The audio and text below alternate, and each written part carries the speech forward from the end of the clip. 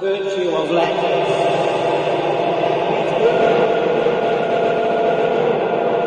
Without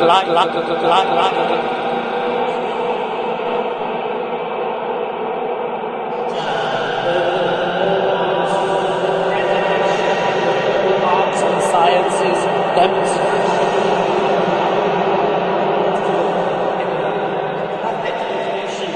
all is in